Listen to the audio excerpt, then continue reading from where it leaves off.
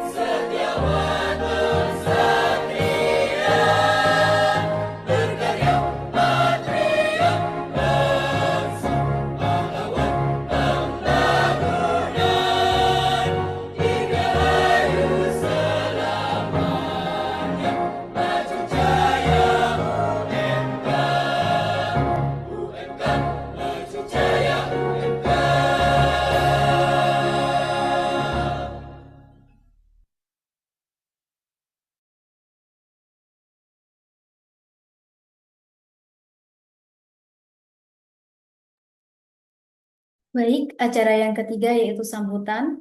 Sambutan pada kesempatan kali ini akan disampaikan oleh Kaprodi Pendidikan Guru Sekolah Dasar sekaligus membuka acara kelompok kajian Matters pada pagi hari ini. Kepada Ibu Dr. Eka Zuliana SPD MPD, kami persilahkan.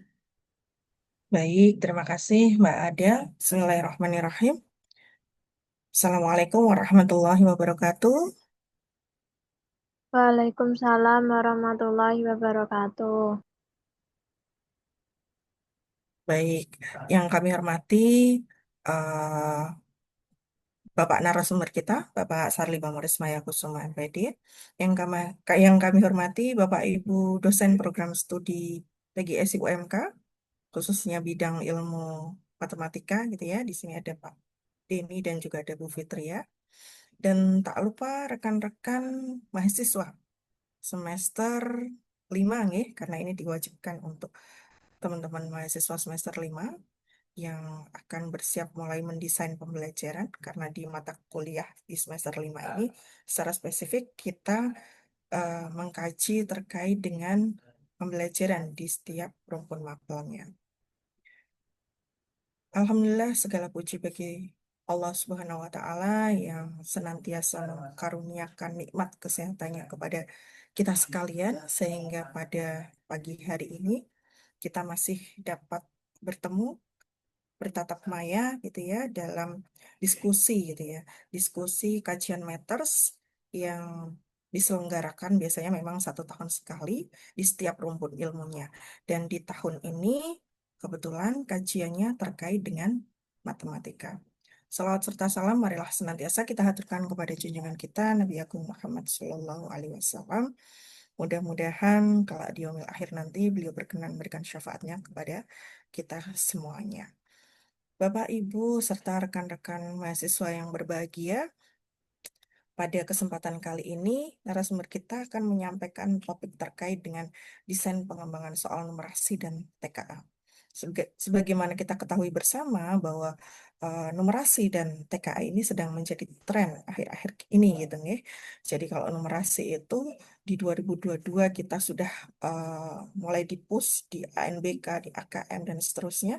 Dan TKA akan diberlakukan mulai tahun ini. Nah, ini menjadi pengetahuan pengalaman untuk teman-teman mahasiswa nantinya persiapan ya ketika nanti di semester 7 dengan semua PLP kita sudah eh, punya bekal ilmu gitu ya untuk belajar terkait dengan numerasi dan TKA ini. Kemudian bagi rekan-rekan yang risetnya juga fokusnya adalah ke numerasi atau literasi matematika, saya rasa ini juga menjadi hal yang penting ya untuk diketahui bersama bahwa eh, pentingnya literasi dan numerasi itu seperti apa, khususnya kalau di kajian kali ini ya, terkait dengan literasi matematika dan numerasi. Baik, tidak perlu berpanjang lebar, tadi dipesan oleh Mbak Adel untuk membuka kegiatan Meter pagi hari ini dengan mengucap Bismillahirrahmanirrahim, kegiatan kajian Meters pada pagi hari ini dengan topik desain pengembangan soal numerasi dan TKA secara resmi kami nyatakan dibuka.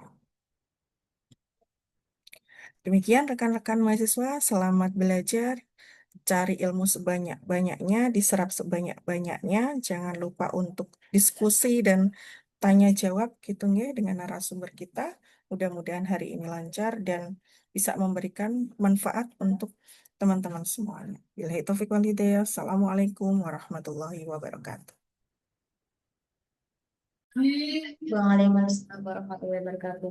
Terima kasih Bu Eka. Baik, acara yang keempat yaitu dokumentasi. Silakan teman-teman bisa on cam kameranya terlebih dahulu. Kita melakukan kegiatan dokumentasi terlebih dahulu.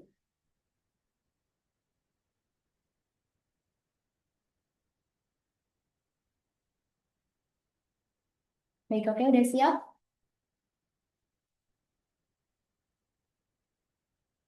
Oke, slide yang pertama.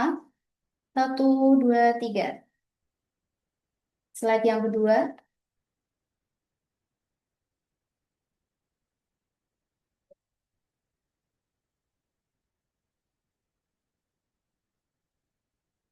Oke, selanjutnya slide yang ketiga.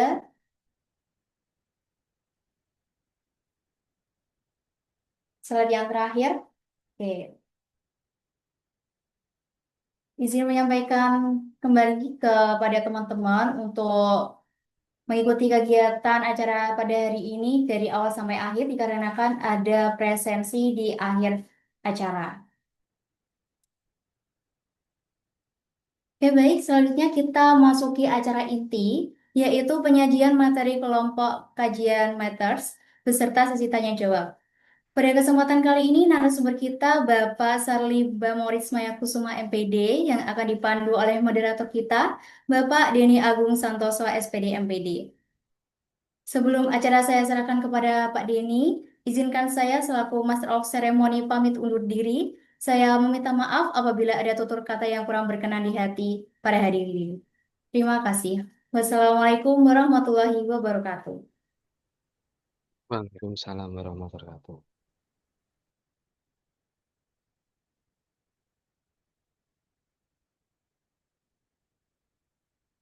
Saya tes suara dulu. Suara saya terdengar dengan jelas semuanya. Terdengar, Bapak? Terdengar, Pak. Jelas, Pak. Oke.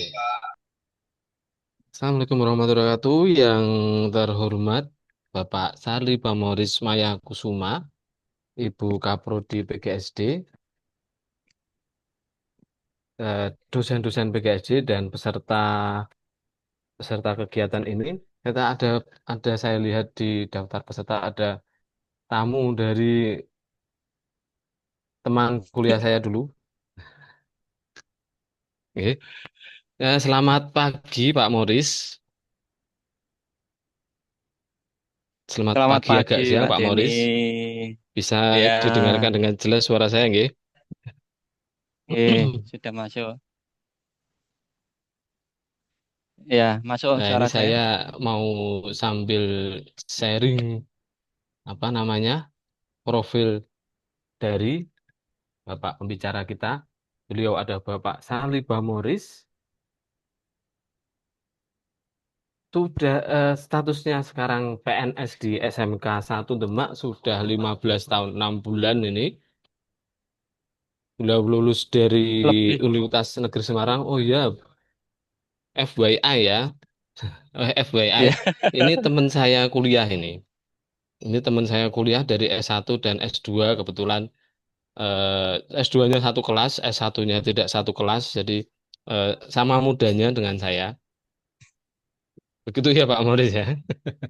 betul, betul. Kemudian beliau sangat Tap- berprestasi sekali di bidang media, di bidang matematika, di bidang soal PISA, bisa dilihat di sini. Nah, kemudian selain itu, buku-bukunya juga banyak sekali dan bukan kaleng-kaleng ya, teman-teman ya. Jadi buku-buku yang ditulisnya itu dari Erlangga, jadi bukan kaleng-kaleng seperti UMK Press gitu misalnya ya. Langsung tingkat nasional bukunya diterbitkan oleh Erlangga. Ya bisa dilihat berapa ini, ada berapa buku ini? 1, 2, 3, 4, 6, 7, 8. Ada 8 buku yang sudah terbit secara nasional dan ada 2 apa namanya artikel ilmiah. Kalau dosen biasanya banyak artikel ilmiahnya. Nah, Pak Morris ini banyak bukunya. Bukunya pun dua soal-soal ini ya, AKM numerasi dan sebagainya ini sesuai dengan tema kita kali ini yaitu desain pengembangan soal numerasi SD dan TKA atau tes kemampuan akademik. Numerasi Kompetensi. ini Eh, numerasi ini merupakan hal yang kalau di matematika terutama ya, itu masih hot nih ya. Kemudian tes kemampuan akademik juga ini baru diberlakukan tahun 2025, jadi ini juga hal yang sangat baru sekali. Jadi banyak sekali materi yang akan kita dapatkan yang berharga di sini. Begitu ya. Kemudian tanpa lama lagi eh, acara akan saya serahkan ke Pak Moris langsung saja. Pak Moris, materinya monggo dipresentasikan. Monggo, Pak. Baik, terima kasih Pak Denny. Baik. Assalamualaikum warahmatullahi wabarakatuh. Suara saya masuk ya? Waalaikumsalam warahmatullahi wabarakatuh. Masuk, Pak. Oke, oke, terima kasih. Alhamdulillahirrahmanirrahim. Puji syukur kita panjatkan kepada Allah Subhanahu wa Ta'ala sehingga pada pagi hari ini kita dipertemukan dalam kesempatan yang cukup baik di mana kesempatan ini kita saling berbagi ilmu, saling berbagi pengetahuan dan pengalaman terutama ini karena saya jujur mungkin lebih menang pengalaman nih dibanding ilmunya. Kalau Pak Denny mungkin wah itu mantap itu. Pak Denny ini teman sekelas di S2 dan beliau kalau ada pertanyaan yang sulit-sulit, ada masalah yang sulit-sulit, saya pasrah kepada Pak Denny yang level olimpiade seperti itu. Dari luar biasa.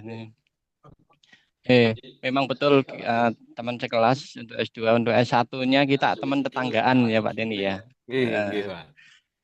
Nggih. Selawat dan salam senantiasa kita sampaikan kepada junjungan kita Nabi Agung Muhammad Shallallahu Alaihi Wasallam yang senantiasa kita nantikan syafaatnya di hari kiamat nanti.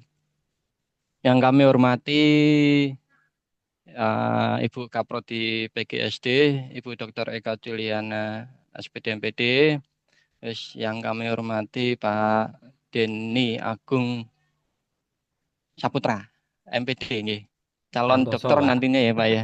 Saputra. Santoso, Santoso ya. Santoso ya, lupa ini. Saputra. Penyakitnya lupa ini.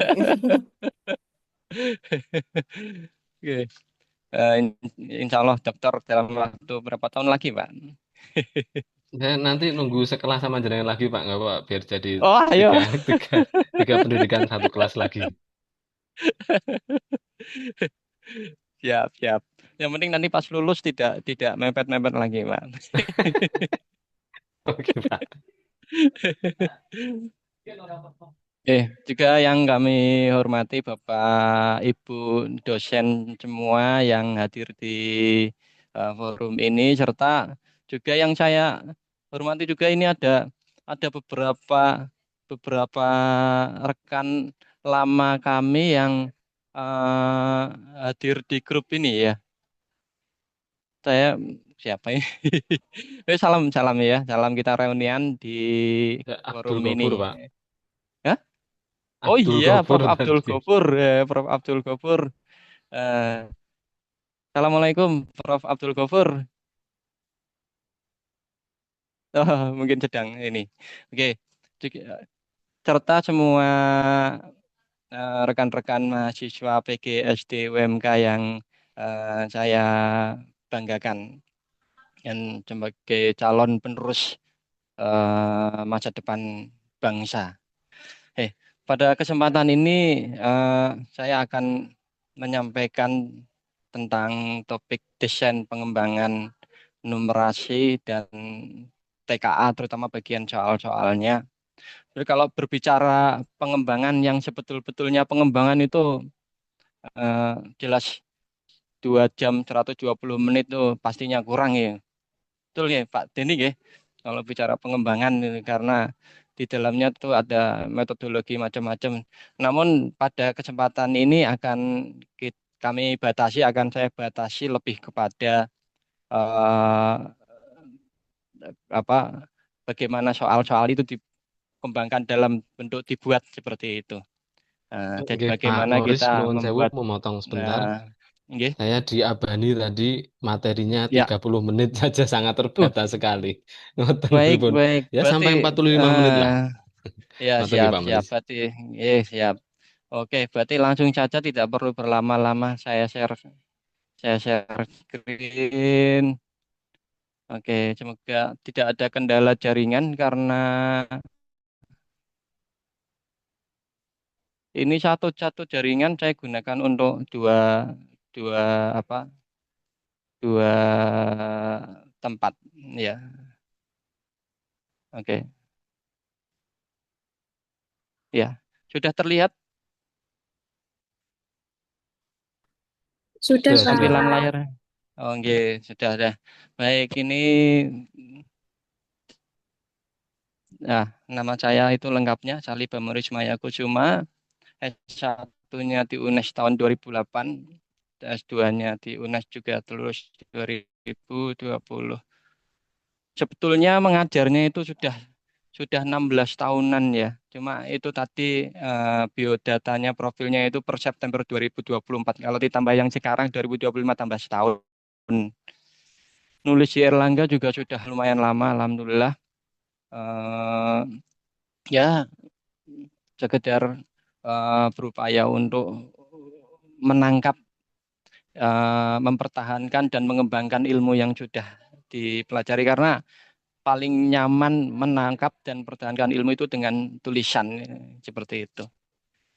Oke, langsung saja untuk mengawali kegiatan atau maaf diskusi kali ini yang terkait numerasi. Kita mulai dengan definisi numerasi. Apa sih itu numerasi? Nah, menurut OECD yang kemudian disadur di dalam framework AKM yang diterbitkan oleh Kementerian Pendidikan Kebudayaan, numerasi itu merupakan kemampuan, ya, kata kuncinya itu kemampuan. Kemampuan apa? Kemampuan menggunakan pengetahuan matematika untuk memecahkan masalah dan mengambil keputusan sehari-hari. Jadi numerasi itu adalah suatu bentuk kemampuan. Nah, dalam kemampuan tersebut itu ada tiga proses besar, tiga proses utama. Yang pertama yaitu formulate, employ, dan interpret. Apa itu ketiganya? Kita lihat. Nah, kalau dibuat rangkaian sebetulnya kelihatannya ada empat ya. Ada empat. Jadi formulate itu merumuskan masalah numerik dari situasi nyata. Dari masalah nyata, dari konteks nyata, dirumuskan atau diformulasikan menjadi suatu model matematika. Itu namanya formulate. Nah, setelah formulasi tadi, setelah merumuskan tadi, maka eh, kita akan melanjutkan ke employ atau menggunakan suatu alat matematika untuk mendapatkan solusinya. Seperti itu. Yaitu employ bagian kedua. Yaitu menggunakan pengetahuan dan strategi matematika untuk memecahkan masalah yang sudah diformulasikan pada bagian sebelumnya. Dalam tahap ini, individu menerapkan konsep matematika yang dipelajari untuk menemukan solusinya. Setelah employ, maka akan melakukan interpretasi atau penafsiran dari hasil solusi yang ditemukan. Di mana solusi ini diharapkan cocok untuk mengatasi permasalahan yang nyata tadi. Nah, interpret ini sendiri ada dua sebetulnya, ada dua kegiatan. Yang pertama kegiatan menafsirkan itu sendiri dan kegiatan mengevaluasi hasil yang sudah diperoleh. Jadi kalau dibuat runtutan berpikir itu menjadi lingkaran seperti ini. Oke. Nah, dalam dalam penerapannya ketika kita membuat suatu soal numerasi itu belum tentu suatu soal, satu pertanyaan itu membutuhkan ketiga-tiganya. Bisa jadi suatu soal yang levelnya rendah itu hanya membutuhkan formulasi saja, hanya membutuhkan perumusan saja. Manakah yang sesuai dari berdasarkan informasi tersebut itu biasanya formulasi saja, merumuskannya aja gitu. Jadi tidak serta-merta semuanya ini satu apa satu lingkaran ini semua kegiatan formula employ, interpret itu selalu dipakai terus dalam satu nomor soal selalu. Bisa jadi hanya menggunakan formulat saja atau employ saja, tergantung tingkat kesulitan soalnya.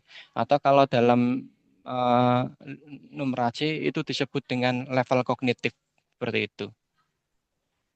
Baik, setelah kita ketahui apa itu numerasi dan apa saja proses numerasi, kita lanjut ke bagian kedua, yaitu konteks dalam pembuatan soal numerasi.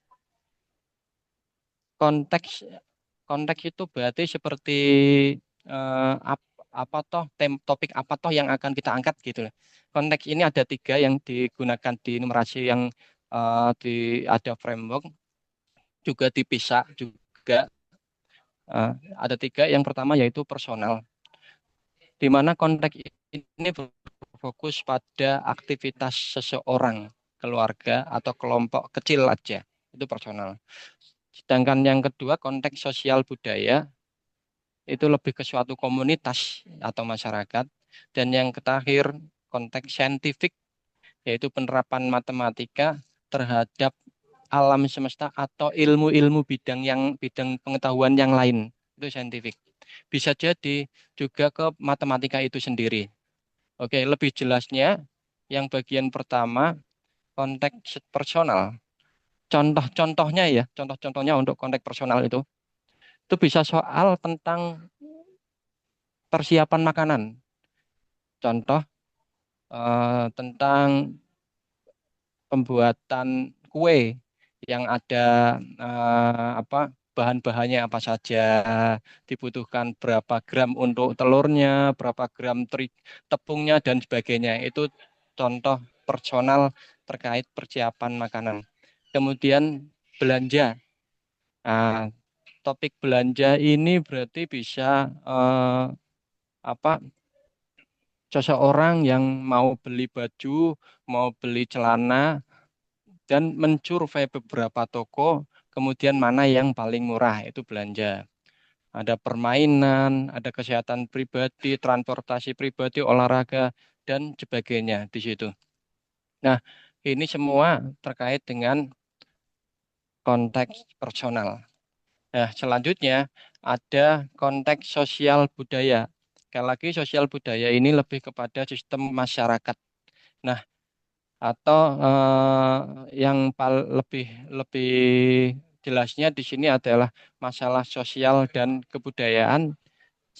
Salah satunya adalah sistem pemungutan suara atau demokrasi. Nah, kemudian ada lagi transportasi publik, terus sistem pemerintahan, kebijakan publik, demografi, atau kalau demografi itu berarti seperti persebaran penduduk, kemudian periklanan, statistik, dan ekonomi nasional. Yang bisa juga tentang menghitung persentase makanan yang terbuang di seluruh dunia. Ini banyak sekali loh. Kalau kita makan, kadang-kadang kan tidak habis. Untuk satu orang ini berapa sisanya, berapa butir nasinya untuk satu orang untuk sekali makan. Kalau dikalikan orang di seluruh dunia, maka sisanya berapa? Lah, ini juga termasuk konteks sosial budaya. Kaitannya apa? Kaitannya meningkatkan empati seseorang manusia terhadap kasus kelaparan di penduduk daerah lain. Meningkatkan empati siswa, oh iya, ternyata di tempat lain ada anak atau eh, anak kecil, remaja yang ternyata kesulitan makanan ya. Berarti saya harus lebih menghargai makanan gitu ceritanya. Kemudian eh, konteks yang berikutnya adalah konteks saintifik. Konteks saintifik ini terbagi menjadi 2 jenis, yaitu ekstra saintifik dan intra, maaf, ekstra matematika dan intra matematika. Konteks yang terkait keilmuan matematika disebut intra matematika. Misalnya soal tentang menghitung luas bangun datar. Ini berarti intra matematika. Kalau yang terkait dengan ekstra matematika apa?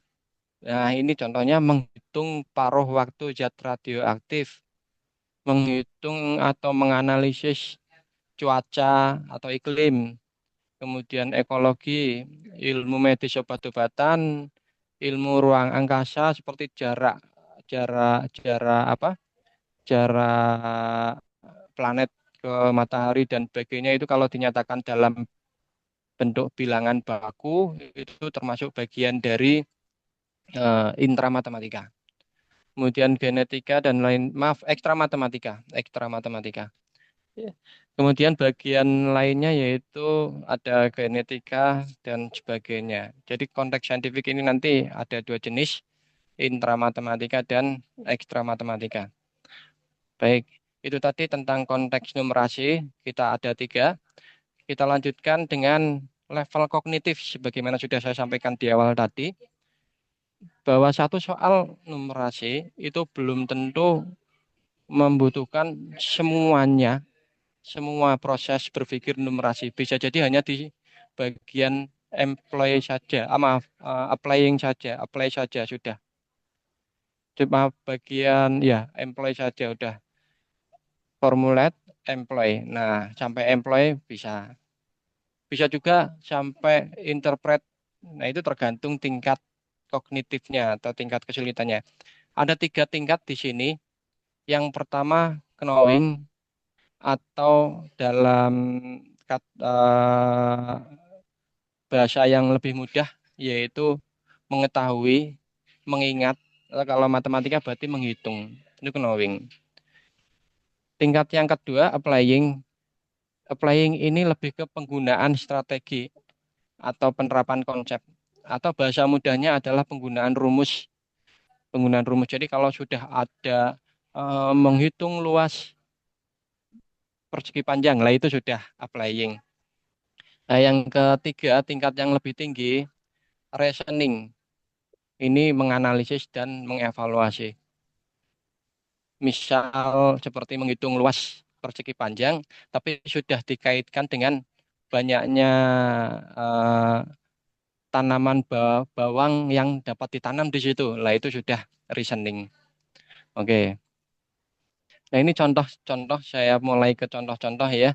Untuk soal knowing ini pada prinsipnya adalah pemahaman tentang fakta, proses, konsep, dan prosedur.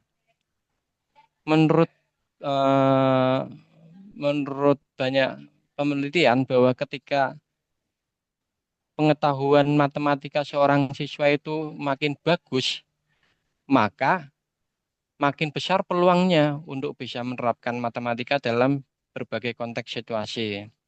Contohnya ya untuk yang soal soal di SD yang levelnya knowing. Kita lihat di sini ada konteks tentang bakti sosial SD Tunas Jaya. Berarti ini konteksnya tentang sosial budaya. Nah, di sini disebutkan siswa kelas 2 SD mengadakan bakti sosial dengan mengumpulkan baju layak pakai. Hasilnya kelas 2A dapat 95 baju, 2B 68 baju, dan 2C 89 baju. Lah, pertanyaannya ini level knowing. Jadi pertanyaannya relatif mudah. Apakah benar? Manakah yang benar nih? Atau perbandingan jumlah baju manakah yang benar? Nih, perbandingan jumlah baju yang disumbangkan oleh setiap kelas adalah nih ini. Kita lihat baju kelas 2A lebih sedikit dibanding baju kelas 2B. Ini kan berarti hanya sekedar melihat saja. Hanya sekedar melihat faktanya, menggunakan pengetahuan yang ada, mana bilangan yang lebih besar. Nah, itu knowing. Kan tidak perlu sampai applying atau menggunakan rumus tadi. Itu yang pertama. Sekarang bagaimana dengan level kognitif yang applying? Di sini applying itu berarti kita harus membuat soal yang bisa membuat seorang individu untuk menerapkan fakta, konsep, dan prosedur matematika untuk menyelesaikan masalah yang umum, familiar, atau bersifat rutin. Oke. Ini contohnya yang sebelah kanan terkait dengan lumba-lumba. Lumba-lumba yang punya bernapas dengan cara yang istimewa. Disebutkan bahwa lumba-lumba dapat menahan napas di bawah laut selama 600 detik. Sesekali mereka akan muncul ke permukaan laut untuk bernapas selama 5 detik. Setelahnya, mereka menyelam selama 60 detik menuju laut yang lebih dalam. Oke. Pertanyaannya seperti ini. Ini applying ya. Seekor lumba-lumba diamati muncul ke permukaan laut selama 30 detik untuk bernapas. Berapa kali lumba-lumba muncul ke permukaan laut? Dari sini sudah dapat kita peroleh informasi atau kita formulasikan bahwa lumba-lumba sekali muncul 5 detik. Lumba-lumba sekali muncul 5 detik. Hasil pengamatannya, lumba-lumba tersebut muncul untuk bernapas selama 30 detik. Berarti berapa kali dia muncul? Nah, tentu saja seorang siswa SD yang sudah mampu untuk mengaplikasikan pembagian dalam konteks sehari-hari seperti yang di kasus lumba-lumba ini, maka dia akan menggunakan pembagian 30 dibagi 5. Nah, hasilnya 6 kali seperti itu. Itu yang applying. Nah, bagaimana dengan yang konteks yang lebih tinggi? Yang reasoning atau penalaran. Untuk penalaran, ini lumayan sulit, di mana kemampuan yang diperlukan adalah anak mampu mengobservasi, membuat konjektur atau praduga, kemudian deduksi logika berdasarkan asumsi yang diperoleh, serta menjustifikasi hasil. Menjustifikasi itu berarti menyimpulkan hasil. Nah, di level cognitive reasoning ini dipastikan melibatkan ketiga proses dalam numerasi, yaitu merumuskan masalah atau formulat, kemudian menggunakan konsep atau prosedur matematika, yaitu employ, dan menafsirkan solusi ke dalam konteks nyata atau interpret. Sama dengan lumba-lumba tadi, hanya saja kita lihat bahwa pertanyaannya ini sudah agak berbeda. 2 ekor lumba-lumba muncul bergantian ke permukaan laut.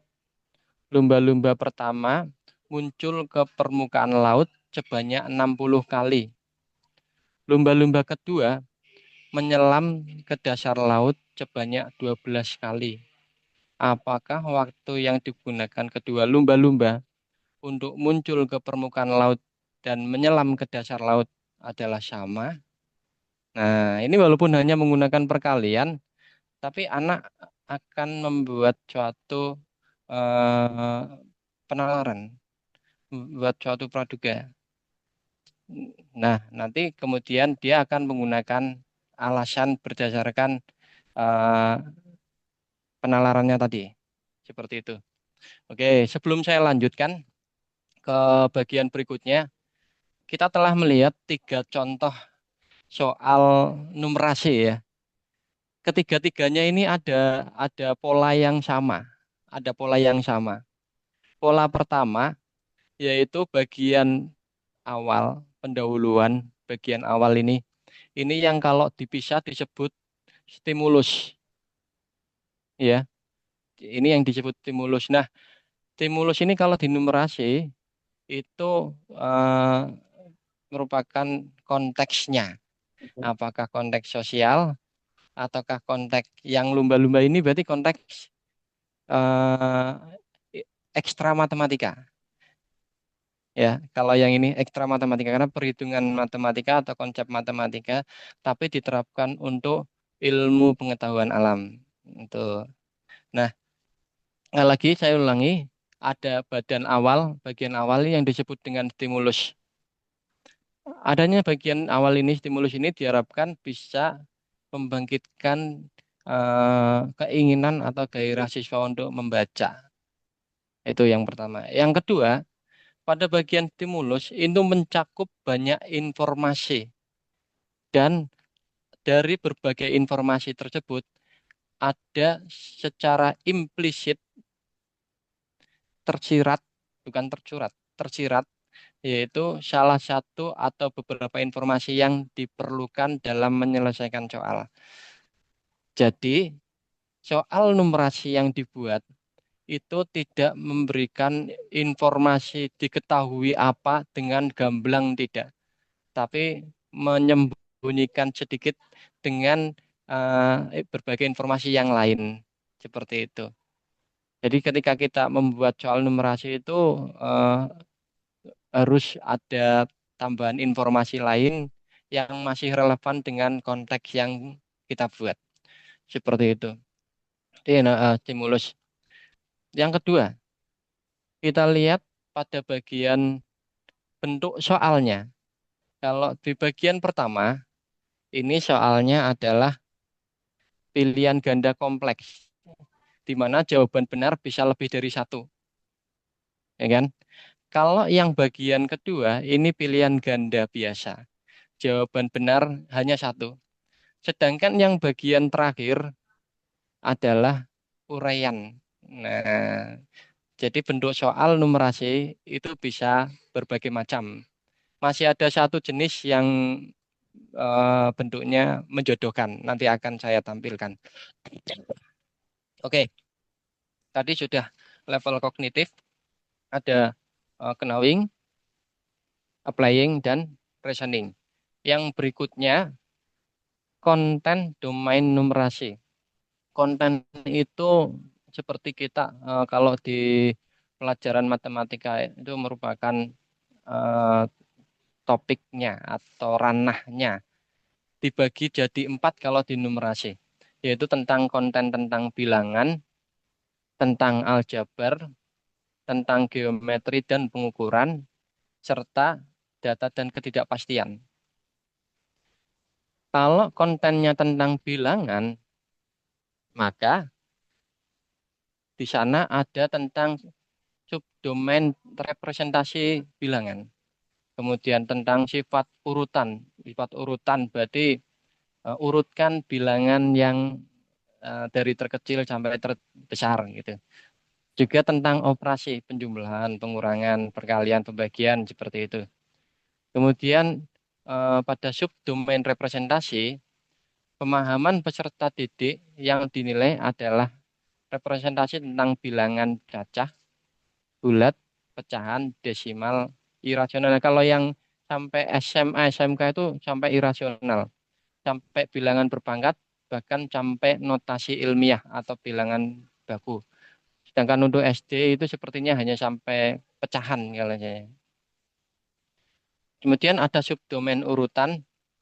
Di sana disebutkan bahwa terkait membandingkan dan mengurutkan berbagai jenis bilangan tersebut. Dia ada 3 bilangan, misalnya bilangan yang satu dinyatakan dalam bentuk biasa, angka biasa, 2.500 misalnya.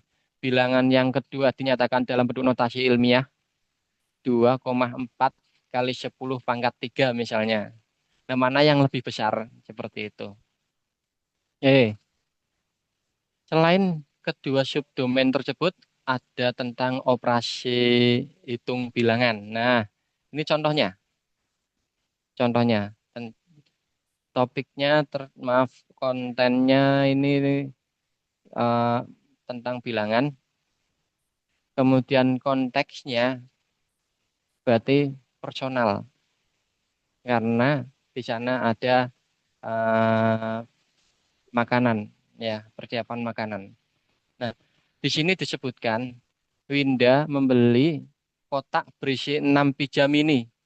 Satu kotak berisi 1 pijam ini, dan satu kotak berisi beberapa ini 6 pijam ini ya. Winda berencana untuk membagikan pijam ininya kepada Keke dan Koko. Yang dibeli seperti itu, yang seperti gambar. Nah, ini informasinya disajikan dalam bentuk gambar. Ini ada maknanya. Ada maknanya. Di kata-kata nggak disebutkan 6 itu isinya apa saja, tapi di gambar dijelaskan. Kalau kita melihat dari gambar dan keterangan yang ada, maka Winda akan membeli 6 pijam ini di mana 2 diantaranya udang, pizza udang, 2 pizza sosis, dan yang terakhir 2 pizza tomat. Itu. Nah, pertanyaannya di sini, ini jika Keke makan 1 pizza mini sosis dan Koko makan 2 pizza mini tomat, maka pizza mini mana yang mungkin dimakan oleh Winda setelah diberikan, mana yang mungkin dimakan Winda. Tentu saja di sini anak akan melakukan operasi pengurangan, ya kan? Dia akan mengurangkan jumlah pizza masing-masingnya yang ada, sehingga sisanya berapa. Nah, sisanya ini yang digunakan untuk memilih jawaban yang benar, seperti itu. Oke, itu tadi tentang bilangan. Sekarang geometri dan pengukuran. Domain terdiri atas bangun geometri, pengukuran, dan penalaran spasial. Nah, untuk bangun geometri atau di sana bisa bangun datar, bisa bangun ruang ya. Nah, untuk bangun datar menggunakan konsep luas permukaan dan kesebangunan. Untuk bangun ruang menggunakan konsep kolom. Kemudian untuk pengukuran maka bisa terkait tentang panjang, berat, waktu, volume air, dan debit air. Juga satuan luas yang menggunakan satuan tidak baku dan satuan baku. Untuk penalaran spasial itu menggunakan sistem arah koordinat peta, atau kalau di level SMA, SMK itu koordinat kartesius. Kalau SD mungkin lebih ke posisi benda. Kalau posisi benda ini geser ke kanan, nanti posisinya di mana gitu. Kurang lebih seperti itu. Lah, sebagai contohnya adalah untuk yang geometri, di mana ada seseorang yang memiliki lahan kosong di belakang rumahnya. Ia akan membuat kolam renang dan taman dengan desain dan ukuran seperti gambar. Seperti itu. Kalau kita melihat informasi yang diberikan kan sepertinya kita harus mencari lagi berapa panjangnya, berapa lebarnya, terus berapa bagian keramiknya, yang ukuran keramiknya, berapa bagian yang warna hijaunya, kan kita harus menghitung ulang. Jadi disinilah posisi numerasi ketika menyajikan soal itu tidak menyampaikan secara jelas antara soal dengan informasi yang diberikan. Di sini kan soalnya kita lihat di sekeliling kolam renang dipasang keramik kasar seperti pada gambar yang warna abu-abu ini keramiknya. Pak Joko udah punya keramik 100 buah. Apakah cukup untuk mengelilingi kolam? Nah, ukuran keramiknya 10 kali 10. Berarti kan seorang anak harus bisa membuat ukurannya di sini, memperkirakan ukurannya ini. Ini 400, ini 200, berarti kelilingnya ini berapa? Dan kalau keramiknya 100 cukup tidak? Kira-kira seperti itu. Jadi kaitannya dengan geometri. Nah, kalau melihat dari contoh soal bentuk soalnya ini merupakan soal uraian. Begitu. Nah, ini yang geometri. Yang bagian berikutnya aljabar. Domain numerasi aljabar. Ada beberapa subdomain di sana. Yang pertama persamaan dan pertidaksamaan, kemudian relasi dan fungsi, pola bilangan, serta rasio dan proporsi atau perbandingan dan skala. Nah, untuk pola bilangan ini contohnya yang di bawah. Yang di bawah contohnya. Jadi ada seorang siswa yang sedang membuat susunan manik-manik. Kalau kita lihat dari gambar paling kiri, manik-maniknya berbentuk bulat. Kemudian geser berbentuk persegi, segitiga, bintang. Kemudian bulat lagi, persegi, segitiga, bintang. Nah, pertanyaannya, pasangkanlah lah. Kalau pertanyaannya pasangkan, berarti sifatnya menjodohkan. Gitu. Urutan ke-9 kali ini kan baru sampai ke-8 ya ini ya, bintang yang biru ini ya. Lah yang ditanyakan kan ke-9. Berarti lanjutannya apa gitu. Kemudian yang 11, berarti lanjutannya apa? Berarti kan di sini siswa diajak untuk melihat pola yang terbentuk seperti itu. Itu domain aljabar. Kemudian yang terakhir, domain data dan ketidakpastian. Kalau data itu berarti seperti statistika, kalau ketidakpastian itu berarti merujuk kepada peluang seperti itu. Nah, untuk domain data biasanya dimulai dari penyajian data sederhana. Bisa menggunakan turus, bisa juga dengan diagram gambar. Nah, seperti yang contoh soal ini ya diagram gambar yang kanan. Oke.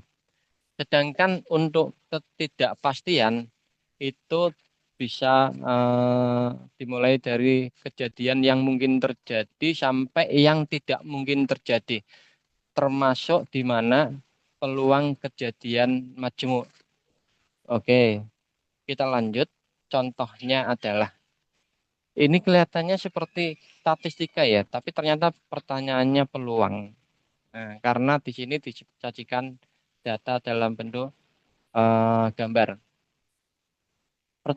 Informasi yang diberikan bahwa Pak Budi memberi makan burung jalak putih dengan 4 jenis ulat setiap pagi. Ada jenis A, B, C, dan D. Nah, pada suatu pagi hari, Pak Budi menaruh ulat-ulat jenis tersebut dalam wadah. Nah, ulatnya seperti ini.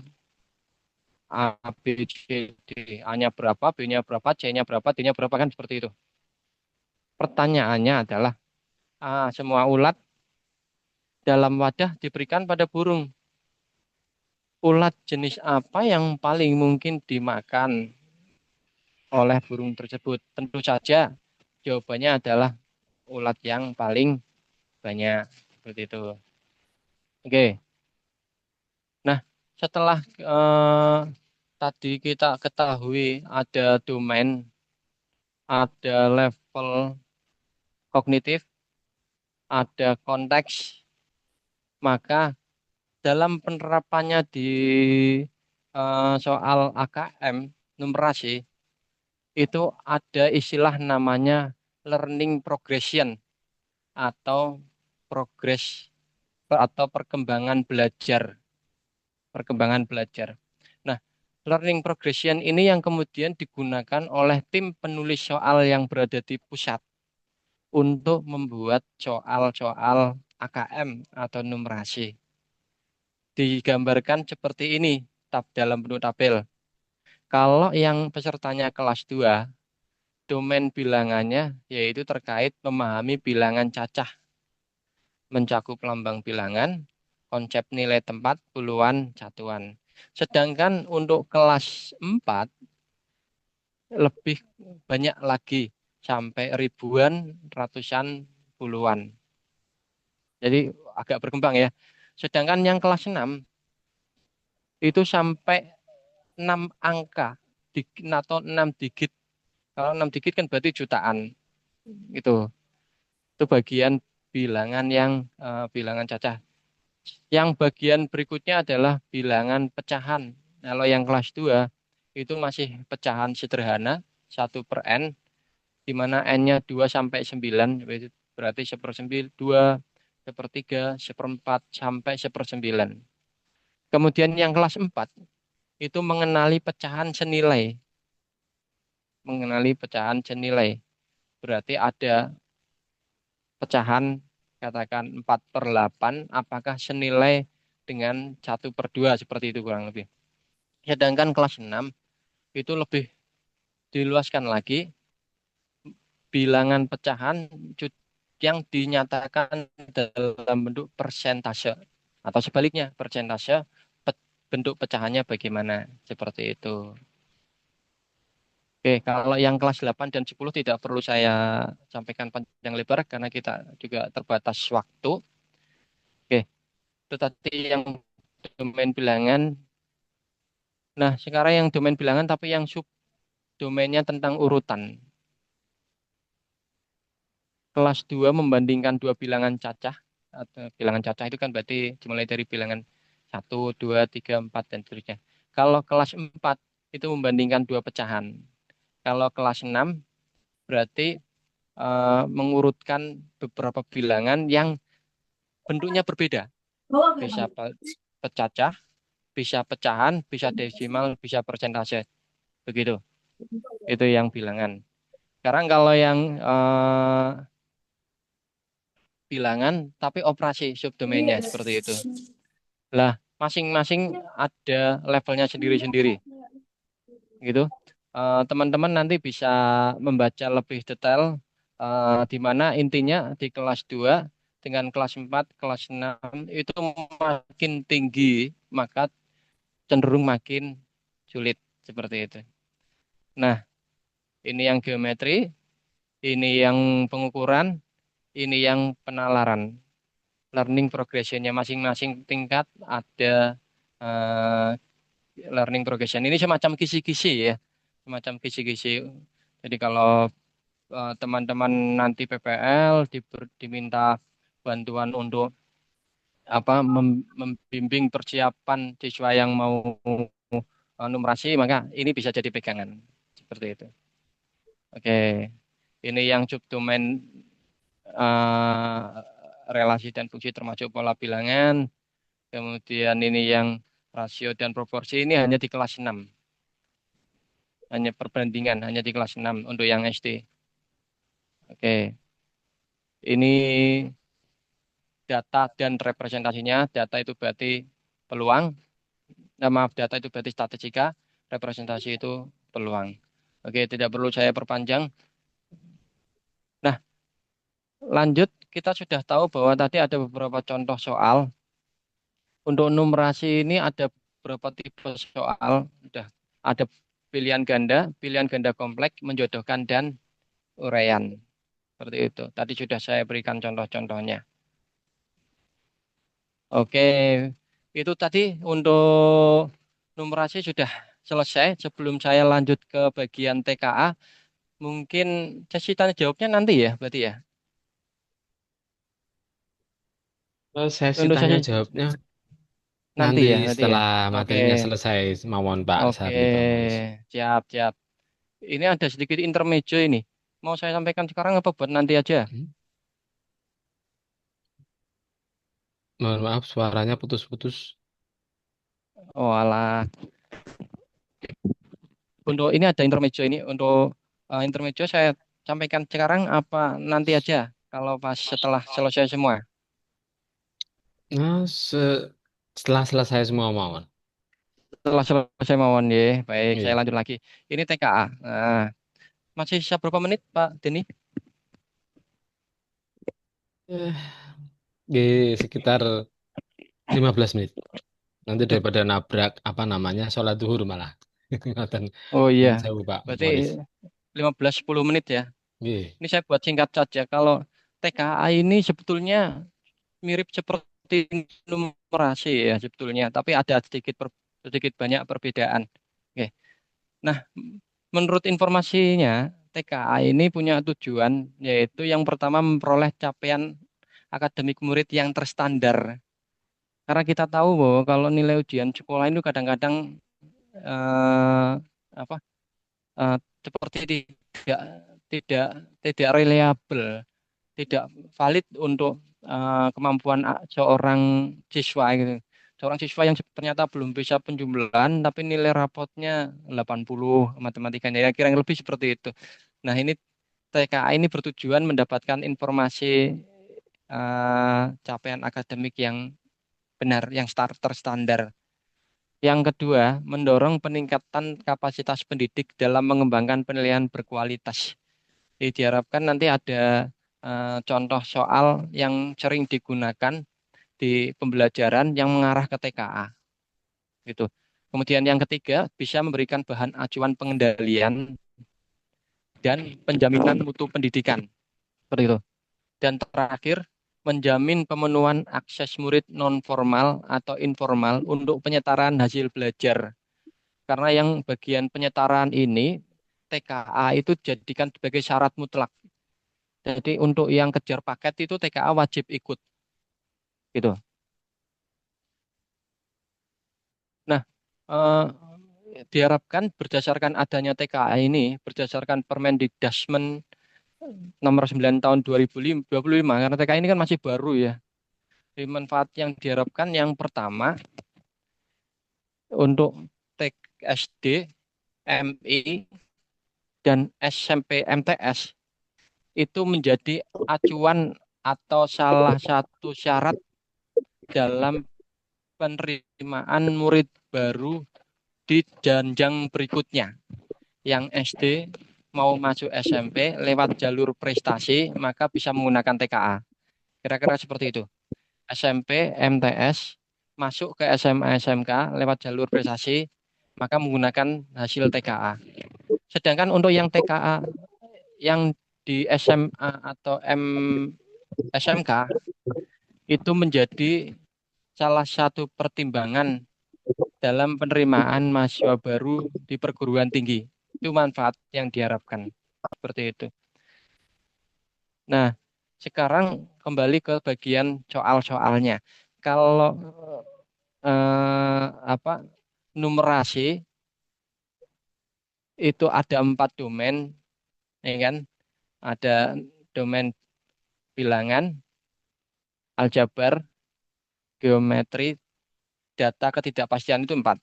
Tapi kalau yang TKA itu hanya ada 3. Bilangan, geometri dan pengukuran, serta data. Untuk subelemennya nanti bisa dilihat di perkaban, lampiran perkaban. Mungkin saya perlihatkan sekarang nggih.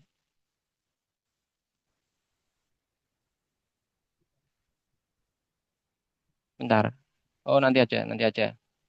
Nah, nanti saya lihatkan untuk yang perkaban, untuk yang subelemennya dari bilangan itu apa saja yang mau diteskan, geometri dan pengukuran apa saja, data juga apa saja gitu. Nah, seperti halnya numerasi, TKA ini punya 3 tingkat level juga, knowing, applying, dan reasoning sama. Gitu. Bentuk soalnya seperti apa? Bentuk soalnya sebenarnya lebih sederhana dibandingkan eh, numerasi. Kalau numerasi tadi ada stimulus dengan bacaan teks yang lumayan panjang, bahkan untuk anak SD saja ada beberapa baris tadi ya. Kalau anak SMA, SMK, itu satu layar monitor itu masih di scroll ke bawah lagi, bisa lebih panjang lagi. Nah, kalau yang TKA belum tentu soalnya sepanjang-panjang itu. Nah, bisa jadi hanya seperti ini saja. Ini adalah contoh dengan domain bilangan atau elemennya bilangan, subelemennya bilangan rasional. Kemudian kompetensinya adalah operasi pada bilangan itu. Level kognitifnya masih di sebatas knowing. Masih sebatas knowing. Jadi ini operasi pada bilangan seperti ini tuh knowing. Bentuknya pilihan ganda gitu. Nah, untuk yang contoh soal berikutnya adalah yang level kognitifnya applying. Ini applying. Sebenarnya kan mirip-mirip ini juga ya. Mirip-mirip ini, mirip-mirip yang tadi operasi penjumlahan pengurangan. tapi lebih dibawa ke suatu konteks. Konteksnya apa ini kalau kita lihat di sini adalah konteksnya tentang belanja untuk kebutuhan buku buat tahun ajaran baru. Nah, di situ disebutkan ada diskon 10% untuk semua jenis buku. Harga buku yang pertama setengah dari harga buku kedua dan harga buku ketiga 0,75 kali harga buku kedua. Nah, pertanyaannya sudah seperti itu. Apabila harga buku Y 24.000, maka buku kedua itu 24.000, maka buku pertama dan ketiga berapa setelah kena diskon? Nah, ini kan penerapan applying. Padahal prinsipnya sama, operasi pada bilangan. Seperti itu. Oke, ini contoh yang applying. Nah, yang berikutnya adalah contoh yang reasoning atau penalaran. Jadi lebih sulit lagi, lebih sulit lagi. Dan ada stimulusnya juga sama. Seperti numerasi mirip-mirip. Nah, Pak Bondan seorang penjual susu kedelai suatu hari Pak Bondan memproduksi susu kedelai 9 wadah yang masing-masingnya berisi 3/4 liter susu.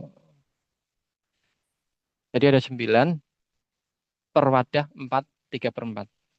Seluruh hasil produksi tersebut akan dituangkan ke dalam 47 botol besar dengan isi yang sama banyak dan 17 botol kecil dengan isi setiap botolnya setengah botol besar.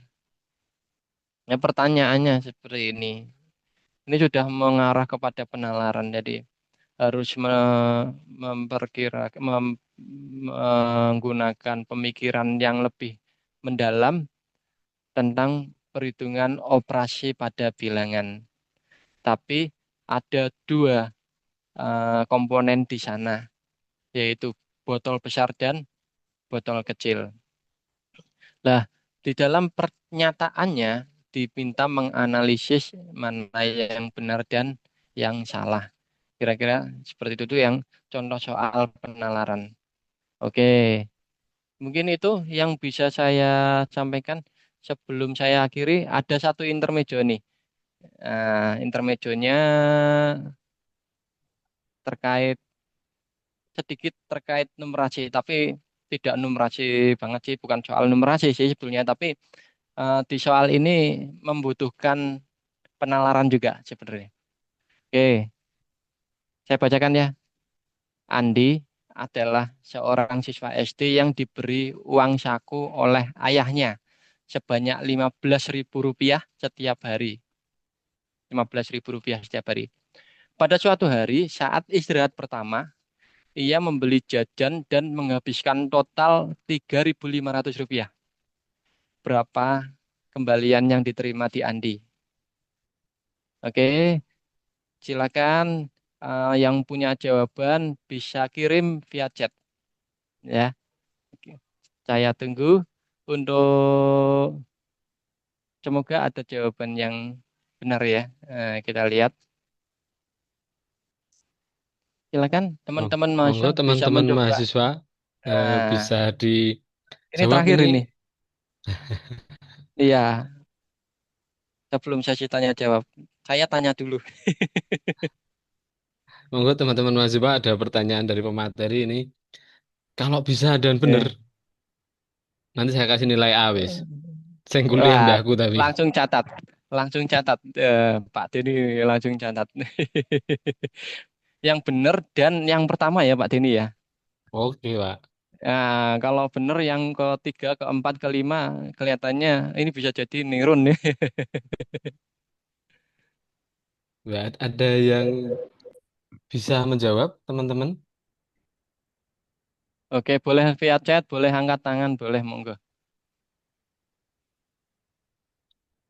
Ini kalau pertemuan online itu seringnya memang disambil tidur, Pak.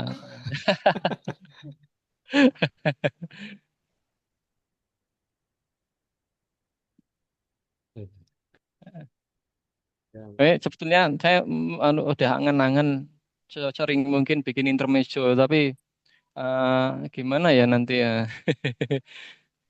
Nanti malah materinya nggak kayak terkesan materinya malah si intermezzo itu. Yuk, teman-teman ada yang bisa nggak? Ayo, silakan. Kalau ada yang bisa, Ini angkat tangan pada dulu lalu. pada off cam semua ada ini. Ya ini Bu. Kelas PMRI saya mana ini? Kelas PMRI saya. Ya, silakan. Presensinya lewat sini loh ya. Ayo dibuka. Nanti kalau saya nggak lihat wajah jenengan, gitu ya. Nah, ini ada Resti, ada Dia, Mariska. Nah, ini baru on cam semua Ayo, ini. Ayo, monggo silakan. Bisa silakan. diwakili Mbak Resti atau siapa monggo. Mbak Resti kalau mau menjawab, Boleh secara lisan boleh. Kalau malu lisan mungkin chat saja enggak apa-apa.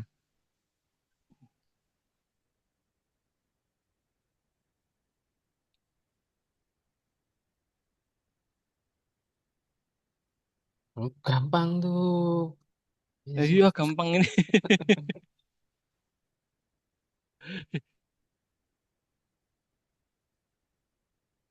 Oh. Mungkin terlalu mudah kali ya, Bu ya. Jadi pada aduh, ini soal apa gitu nggak jawab.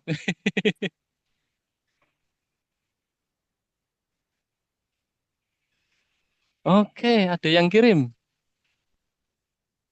Kirim. Iya. Atik Pat Patiatul Atik Muna. Fatihatul Munah. Kembaliannya 1.500 karena yang diberikan ke penjualnya Rp5.000. Oke. Selamat. Anda benar. Iya. Kembaliannya 1.500 karena uang yang diberikan kan 5 ribuan. Iya kan? Kalau di kehidupan kenyataan kan enggak terus apa ya 15 ribu semua dikasihkan ke pedagangnya enggak, tapi hanya 5 ribunya aja. Iya. Oke, Oh, Mbak. gitu. Bisa jadi ada yang ngasih jawaban mungkin yang 6.500 ya, karena yang diberikan 10 ribuan gitu. Bisa jadi. Oke, ini hebat ini mahasiswa PGSD baru baru apa? Ada yang ngirim Menjawab satu pertama langsung bener. langsung bener ya Pak. Wah, langsung bener. Jawaban pertama langsung betul. Oke. Mungkin Mbak Atik dari kelas mana Mbak Atik bisa sambil memperkenalkan diri? Mana Mbak Atik suaranya? Jangan malu-malu. Ya, iya, jangan malu-malu suara aja enggak apa-apa kalau malu. Apalagi kalau belum mandi.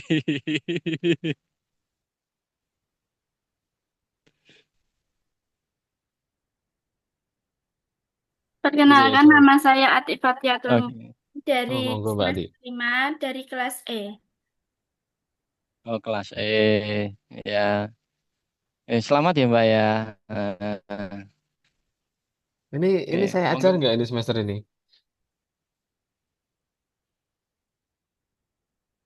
Mbak Di Atik. semester ini nggak diajar Pak Denny, tapi di semester Sem- kemarin diajar Pak Denny. semester kemarin ini nggak tak ajar ya. Wes berarti nggak dapat bonus berarti. Sayang sekali. Nanti bisa ke kantornya Pak Denny kok ambil hadiahnya. Siap. Hadiahnya langsung ke BK saja nanti ya.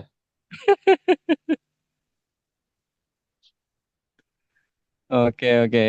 Oke, begitu Pak Sarli bisa kita mulai Eh, sesi tanya jawabnya. Ya, silakan kalau mungkin ada yang mau bertanya. Demikian materi dari Pak Moris. Ya, Nanti tentang apa namanya? Tentang numerasi dan TKA. TKA. Ya. Ayo yang di kelas PMRI harus ini ya.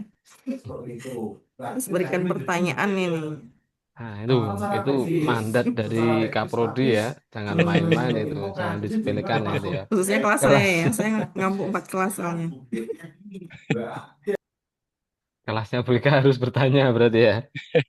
Monggo kalau ada yang bertanya seputar numerasi dan tes kompetensi akademik TKA tadi, mau masih new ini,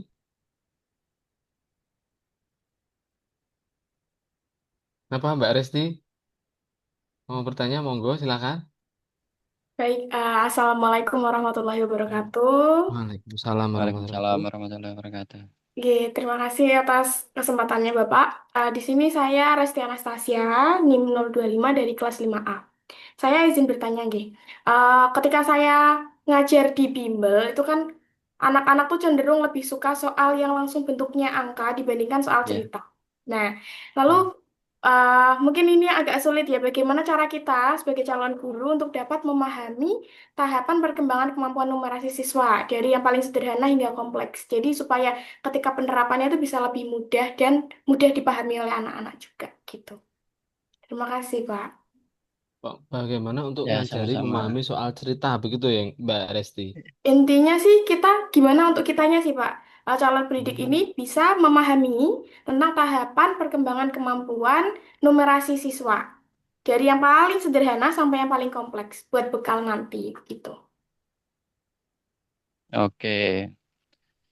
Ya, langsung dijawab atau nunggu pertanyaan lain? Ada pertanyaan lain dulu? Ada pertanyaan kedua dulu? Oke. Pertanyaan pertama dari Mbak Resti tadi, bagaimana kita sebagai seorang guru untuk memahami tahapan kemampuan pemahaman soal cerita pada siswa? Hmm.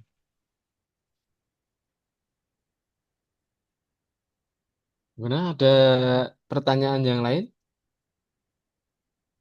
Kalau belum ada, bisa dijawab dulu Pak Moris. Monggo. Ini karena sudah tanya jawab, share screen-nya saya ya, putus saja ya, kecuali kalau Oke. dibutuhkan. Ye. Saya stop share screen dulu sebentar. Stopnya mana stopnya? Oh iya ini. Oke, makasih Mbak Resti atas pertanyaannya. Eh itu sebetulnya pertanyaan yang hampir ditanyakan di semua Bapak Ibu guru ya Mbak Resti. Betul. Kita juga bagaimana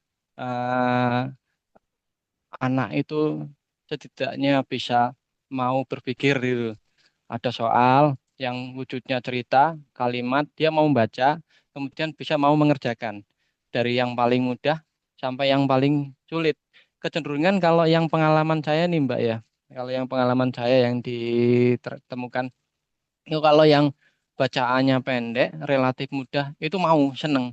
Tapi kalau yang mudah, bacaannya agak panjang, dan soalnya berbelit, ada banyak rumus-rumus yang dibutuhkan di sana, ada banyak konsep yang dibutuhkan di sana, bahkan informasinya kadang tersembunyi, yang benar-benar tersembunyi itu anak-anak seperti ya, ya seperti itu. Kita punya masalah yang sama, Mbak, di dunia pendidikan kita gitu.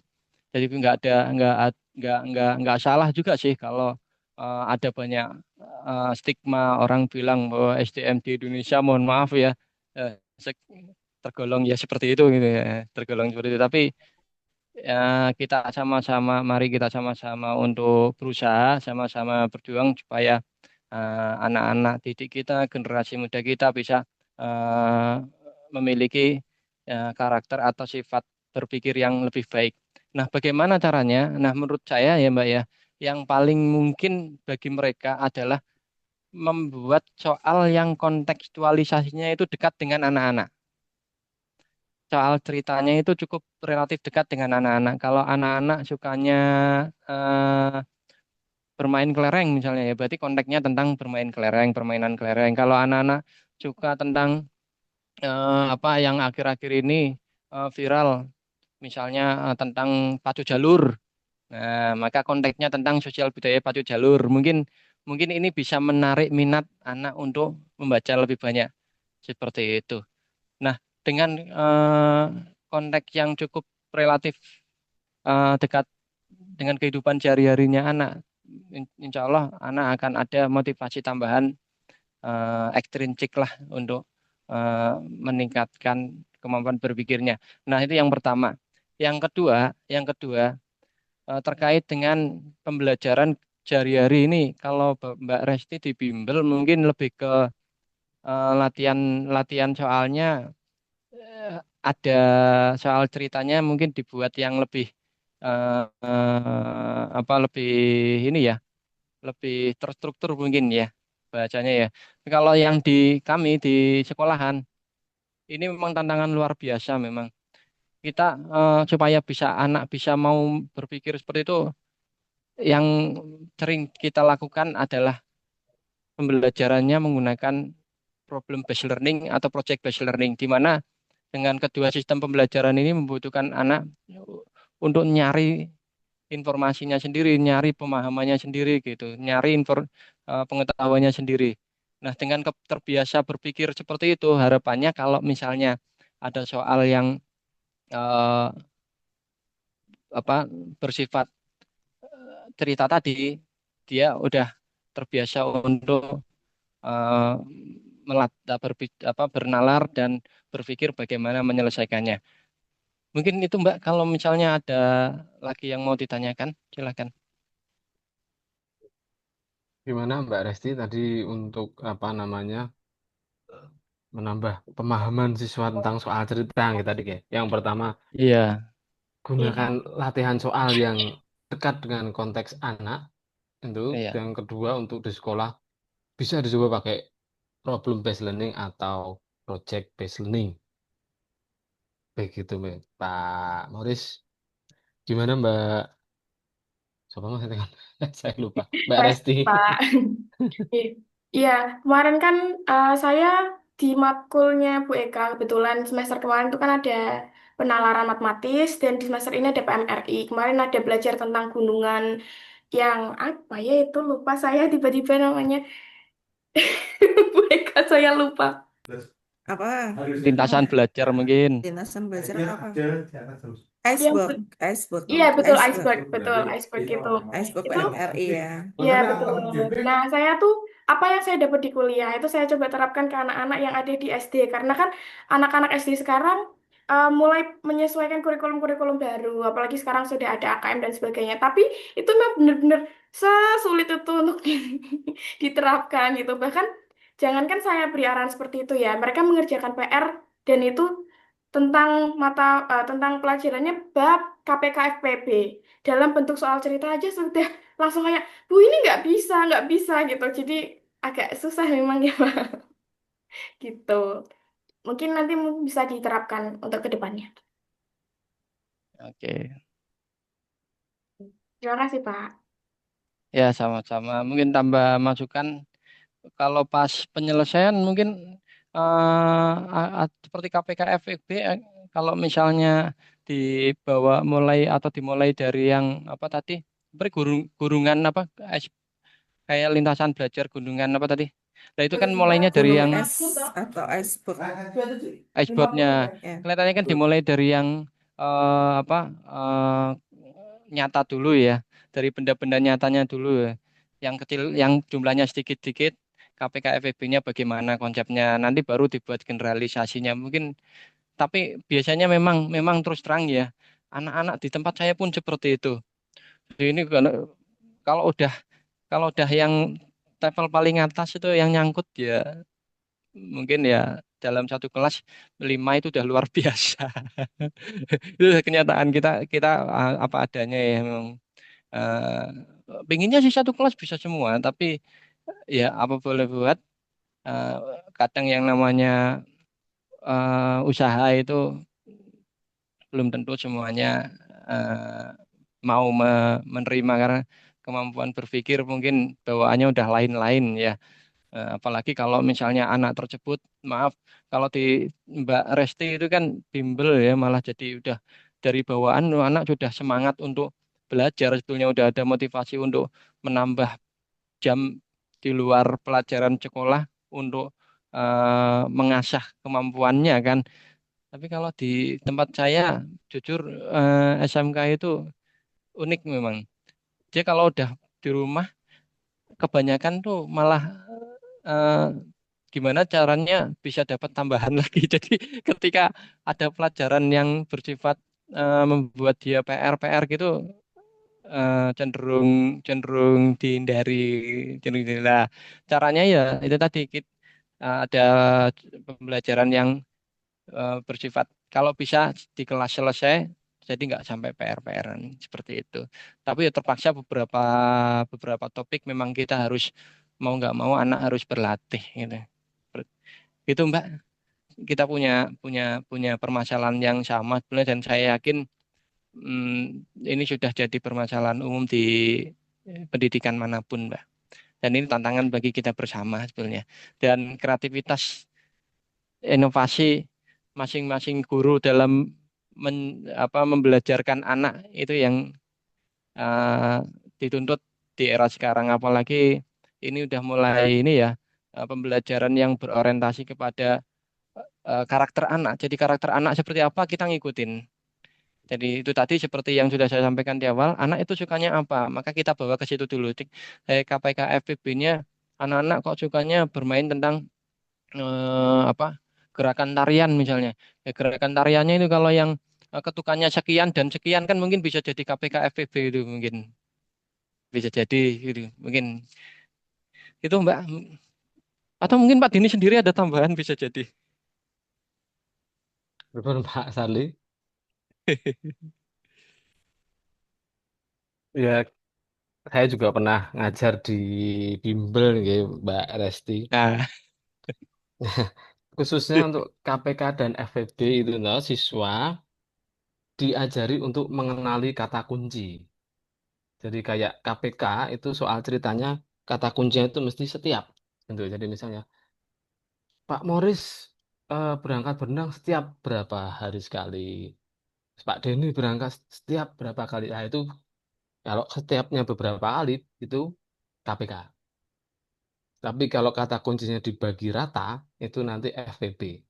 Nah, tapi itu hanya KPK dan FVB saja ya. Nanti kalau yang lainnya, nah harusnya guru memang juga pengajarnya harus mengenali kata kunci tersebut. Jadi soal sepanjang apa kalau ada kata kuncinya langsung masuk ke apa namanya tadi analisisnya. Yang bagian apa tadi? Employ, applying. employee ya. Bahasanya yang applying. Oke. Begitu Mbak Resti. Kalau saya pernah penelitian itu menggunakannya Haeckel, gitu ya. Tapi itu untuk konsep faktor. Jadi memang proses pembangunan konsep bisa jadi berbeda-beda ya, tergantung dengan karakteristik gurunya masing-masing gitu, kreativitas gurunya masing-masing. Oleh karena itu memang kita punya kewajiban untuk senantiasa belajar gitu ya. Dan banyak sebenarnya sumber-sumber belajarnya di sekitar kita.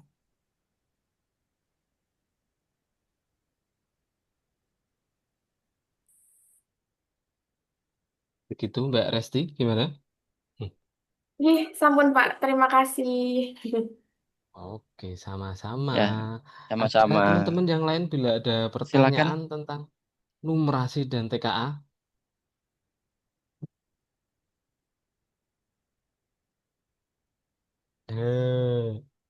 Kalau ada silahkan angkat tangan terlebih dahulu. Tadi kebetulan Mbak Resti dada-dada karena layarnya ada di depan jadi kelihatan. Kalau yang di apa namanya layarnya yang di belakang dada-dada nggak kelihatan loh. Angkat tangan dulu aja ya, raise hand ya.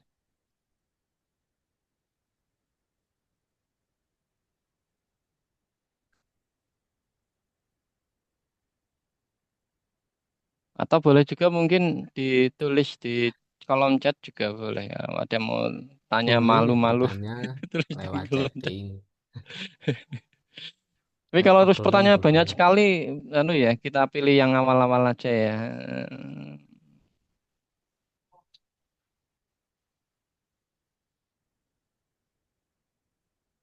Nah, ada lagi? Nggak ada?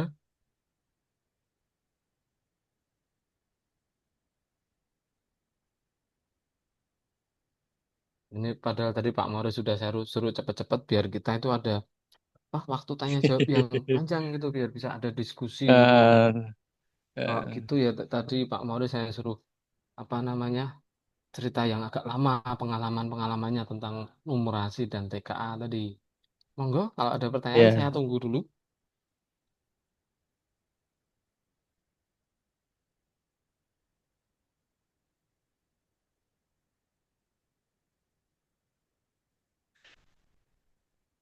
Mungkin sambil nunggu ini ya Pak Tini, sambil nunggu apa yang bertanya untuk TKA sama numerasi itu perbedaannya lebih ke dari domain tadi ya. Yang pertama, yang kedua apa bentuk soalnya Pak Tini. Kalau numerasi itu kan bentuk soalnya ada pilihan ganda kompleks, menjodohkan dan uraian. Tapi kalau yang TKA itu hanya pilihan ganda dan pilihan ganda kompleks. Termasuk di dalamnya yang pilihan ganda kompleks itu soal benar dan salah. Jadi kalau TKA itu yang saya tahu informasinya itu tidak ada uraian dan tidak ada soal menjodohkan seperti itu. Yang pertama, yang kedua untuk stimulus kalau numerasi itu kan stimulusnya lumayan panjang gitu. Apalagi kalau SMA, SMK itu panjang banget tuh. Tapi kalau yang di TKA itu lumayan pendek, lebih singkat. Kelihatannya udah dibatasi hanya beberapa kata gitu, hanya beberapa kalimat seperti itu. Tapi tetap aja kalau itu soal cerita ya dia akan membuat cerita hanya saja tidak sepanjang yang numerasi. Jadi itu perbedaannya eh, panjang ininya, panjang stimulusnya, kemudian bentuk soal dan domainnya. Untuk levelnya sama, knowing, reasoning sama applying gitu. Silakan, ada yang mau bertanya lagi?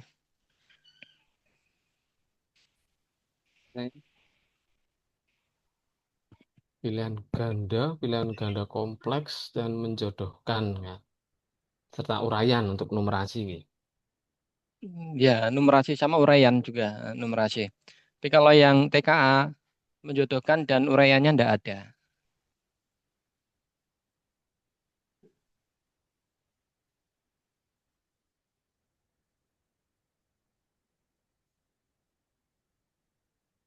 Ini kira-kira angkatan ini yang semester 5 dan semester mahasiswa sekarang ini sudah merasakan pilihan ganda kompleks belum ya? Ada yang Kalau bertanya ini, Pak. oh iya, ada yang bertanya. Ada yang Monggo. bertanya. Oke. Bagaimana strategi kita untuk membuat soal numerasi yang bisa mengakomodasi perbedaan kemampuan siswa dalam satu kelas? Mengingat kemampuan siswa itu beragam. Betul. Ini betul sekali. Ini diferensiasi ya, pembelajaran terdiferensiasi. Nah, di apa soal yang dibuat di numerasi itu memang harus sebaik mungkin sebisa mungkin itu memuat stimulus dan di stimulusnya ada gambar. Nah, dengan adanya tulisan itu diharapkan bisa tulisan itu eh, me, mengakomodir untuk siswa yang punya kecenderungan gaya belajar eh, auditori ya, pendengaran. Kecenderungan itu suka membaca. Tapi kalau yang visual maka dia cenderung juga pada gambarnya. Jadi di stimulus manapun untuk numerasi itu hampir dipastikan ada teks, ada gambar. Seperti itu.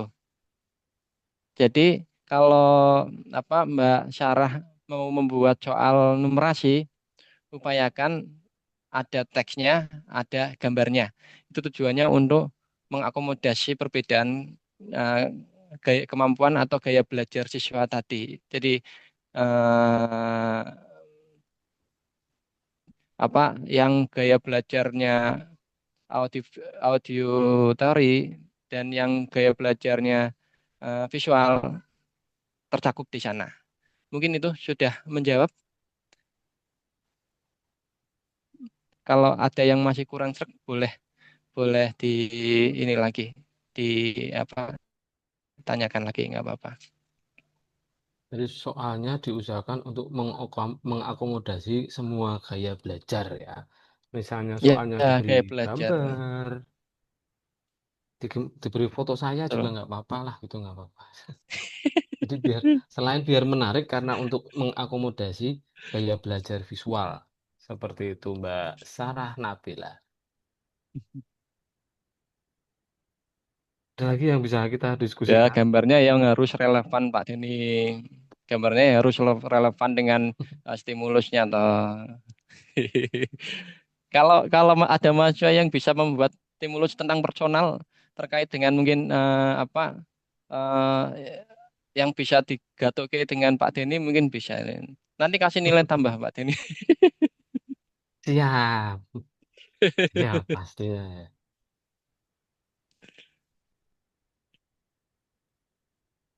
Ya sama-sama Mbak Sarah. Silakan ada lagi.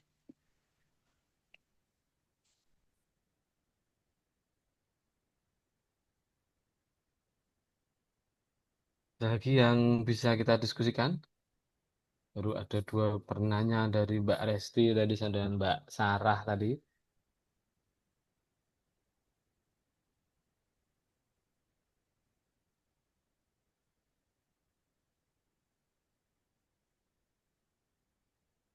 Bagaimana cara seorang guru memastikan bahwa soal numerasi yang diberikan tidak hanya menilai kemampuan berhitung, tetapi juga melatih kemampuan berpikir kritis dan pemecahan masalah siswa. Oke, wah ini.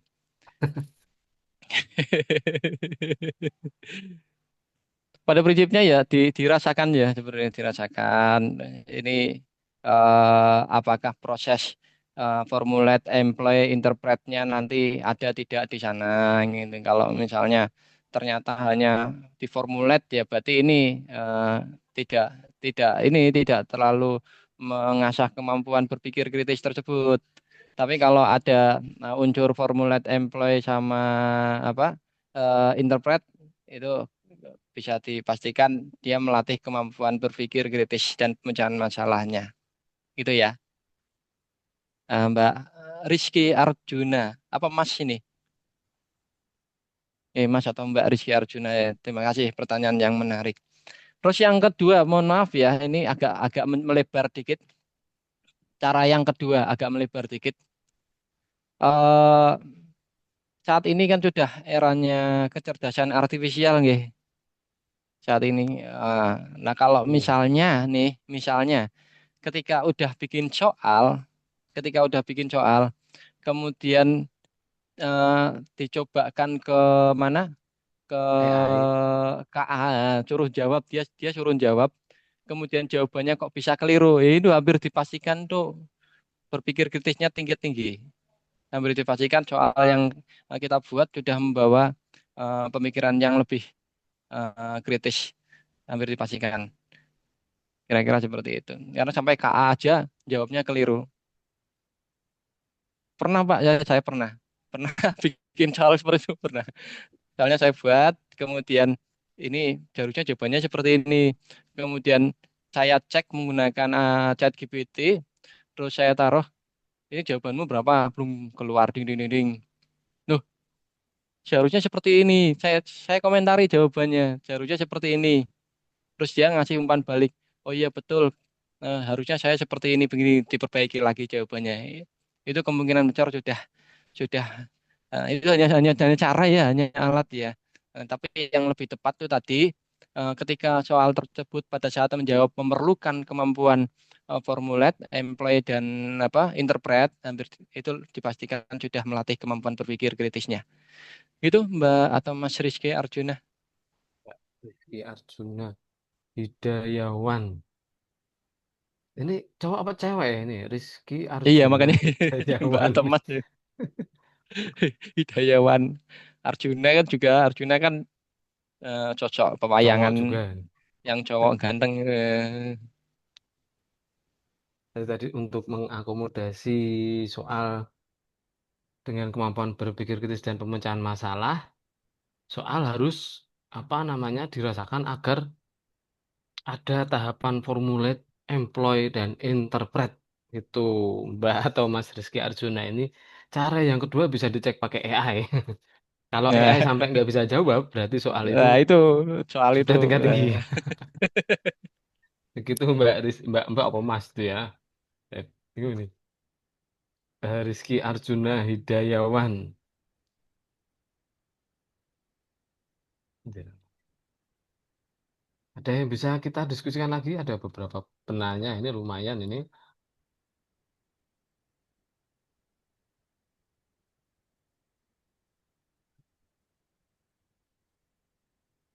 Ada yang bertanya lagi? Oh ini Rizky Arjuna cowok, cowok nih gambarnya cowok nih. Oh, Mas ya, cowok, Mas. Ya,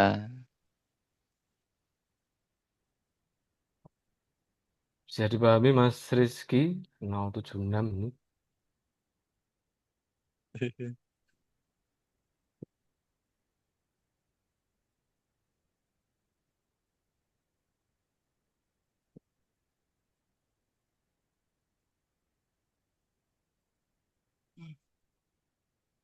alhamdulillah bisa. Sama-sama. Bisa diterima beneran nggak nih? Takon itu deh ya. Nggak ada soal itu ya. Apa ini? Ada pertanyaan lagi Pak Morris dari chatting ini. Ya, ajarkan cara tapi saat aplikasi kepada anak murid yang kemudian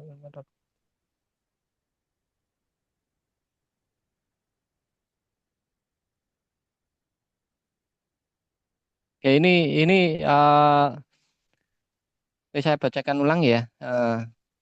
Kita sudah diajarkan cara merancang soal numerasi, tetapi saat diaplikasikan kepada anak-anak, mereka itu banyak yang kebingungan dalam menerapkan metode matematika yang tepat dan menafsirkan hasil yang diperoleh. Bagaimana cara kita membiasakan anak-anak untuk bisa tepat dalam menerapkan model matematika yang tepat tersebut dalam memecahkan masalahnya. Kalau soal yang dibuat kemarin, terus dicobakan ke anak, bisa jadi kemungkinannya dua ya. Yang pertama, bisa jadi memang soalnya itu ada ada ada permasalahan, entah itu ambiguitas atau informasinya yang kurang pas, atau mungkin konteksnya terlalu jauh dari kehidupan sehari-hari anak. Jadi anak juga terlihat kurang kurang antusias untuk mengerjakannya. Bisa jadi lah ya, ini hanya hanya analisis saya yang pertama. Jadi bisa jadi permasalahannya di soal itu sendiri. Bisa jadi permasalahan yang kedua memang betul-betul anak itu tidak terbiasa menyelesaikan permasalahan yang numerasi tadi. Bisa jadi. Nah, kalau memang permasalahannya yang kedua, maka salah satu cara yang bisa kita lakukan adalah eh, menyisipkan menyisipkan soal-soal yang diajarkan di kelas sehari-hari dengan soal numerasi tadi. Terus yang pertama, yang kedua itu pembelajarannya diupayakan tidak tidak satu arah atau dari guru ke anak, tapi anak dibangkitkan aktivitas belajarnya untuk berpikir, untuk mengembangkan pemikirannya itu. Nah, terus yang ketiga ini yang agak agak agak agak apa namanya agak sebenarnya memberatkan sih, tapi ya enggak juga. Kalau misalnya gurunya itu rutin, rajin, dia bisa mengirimkan kok. Setiap pulang, anak mengerjakan satu soal numerasi terus setiap hari seperti itu. Saya pikir nanti lama-lama anak akan terbiasa. Seperti yang di sekolahan kami, di SMK kami, tapi masih masih dalam pengembangan ya. Di SMK kami itu ada apa?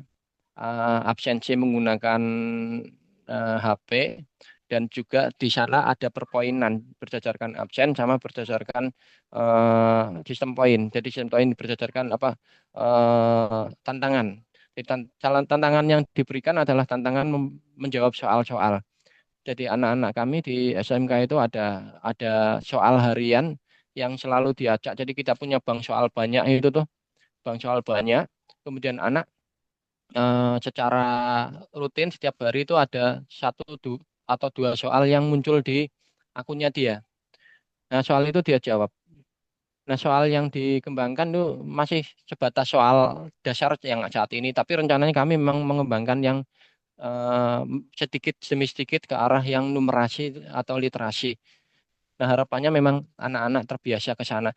Nah, anak yang sudah berhasil menjawab maka akan dapat poin. Sama mungkin kalau teman-teman mahasiswa nanti jadi guru terus ngajar di kelas, bisa jadi nanti kalau misalnya mau membiasakan bisa anak bisa dikirim satu soal dasar dulu, sederhana-sederhana dulu, terus besoknya ketika sudah masuk soal tersebut dilihat, dicermati, oh ya, nanti yang benar dapat poin atau dapat nilai atau bagaimana itu kan lama-lama terbiasa.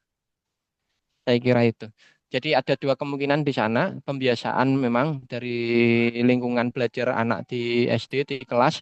Yang kedua eh, penyusunan soalnya sendiri yang mungkin satu kalimatnya ambigu, dua soalnya konteksnya terlalu jauh dari anak. Misalnya kita berada di Jawa tapi konteksnya tentang kutub utara kan terlalu jauh gitu, ya kan? Kita kita hidupnya di Demak tapi konteksnya tentang Australia kan terlalu jauh. Kira-kira seperti itu. Itu Mbak Mbak Im mana? Ini Mbak Imma ya, Mbak Imma Ikmatul Alia. Oke.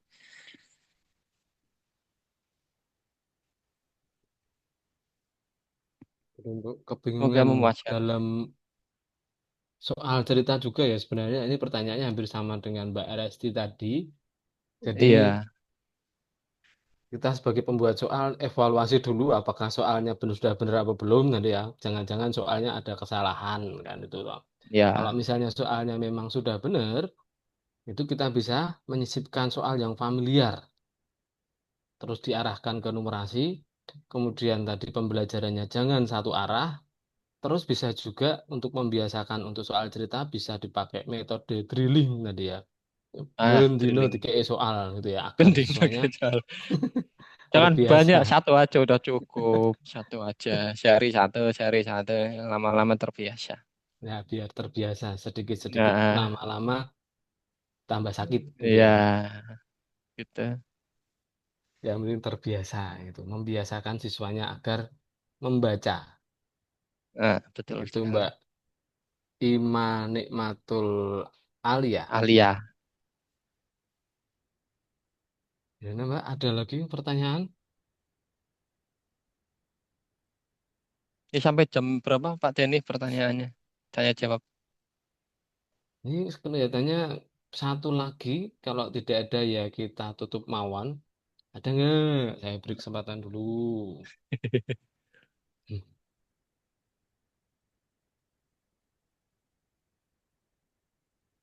ada.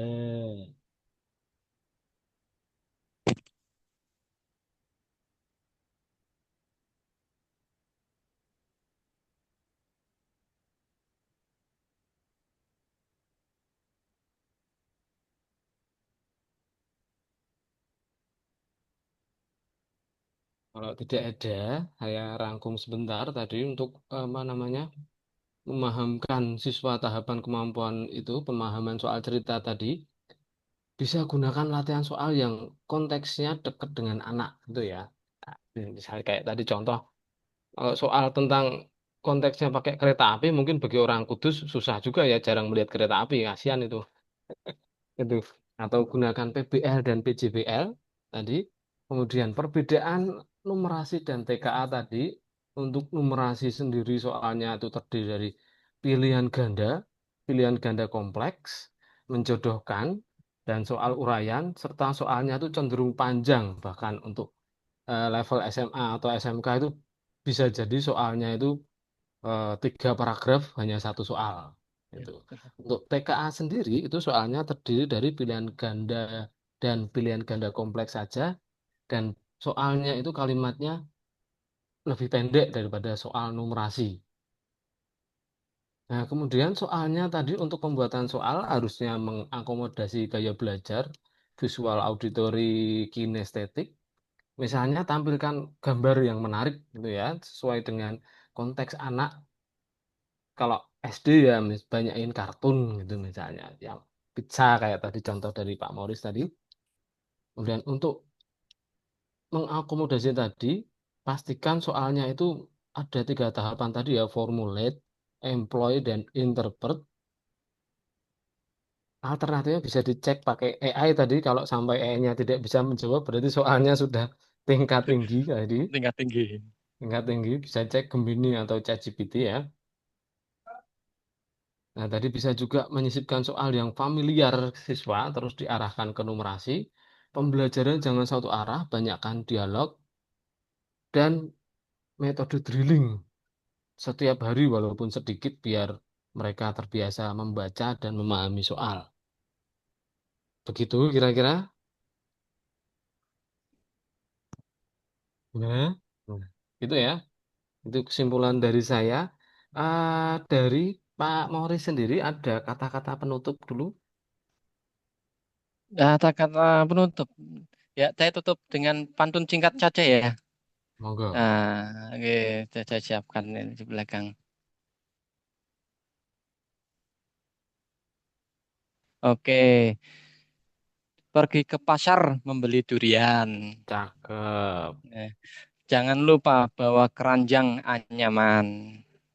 Nah, cakep, belajar numerasi dan TKA penuh kesungguhan cakep. agar cerdas hadapi tantangan kehidupan. Itu aja. Terima kasih. Oke, terima kasih Ya, Pak Mauris. oke.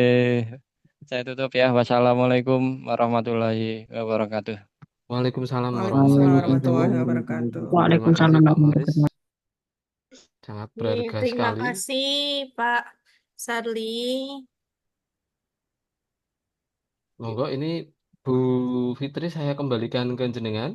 Nggih, dikembalikan ke MC Mbak Adel. Nggih, Oh, Mbak silakan Mbak Adel Adel. MC monggo. Terima kasih Mm-mm. Pak Mauris. Besok Nggih. kira-kira gitu ya. Apa namanya? Sama-sama.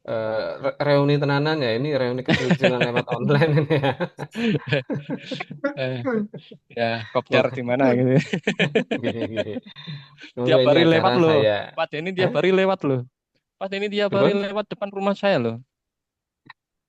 Pak Denny kan kalau Lewat. pulang berangkat lewat tuh, lewat-lewat tuh, itu.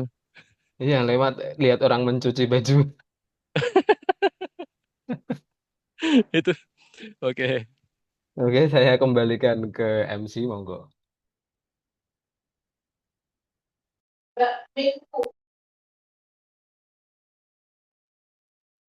Baik, terima kasih kami ucapkan kepada Bapak Sarli Bamoris atas ilmu dan wawasan yang telah diberikan, serta kepada moderator Bapak Denny yang telah memandu kegiatan dengan sangat baik. Demikianlah rangkaian kegiatan kajian kelompok Matters pada hari ini. Semoga ilmu yang kita peroleh menjadi amal jariah dan bermanfaat bagi kita semua. Mari kita tutup acara pada siang hari ini dengan bacaan hamdalah bersama-sama. Alhamdulillahirabbil alamin. Saya selaku pembawa acara, mohon maaf apabila terdapat kekurangan selama memandu kegiatan ini. Sampai jumpa di kegiatan PGSD berikutnya. Wassalamualaikum warahmatullahi wabarakatuh. Waalaikumsalam.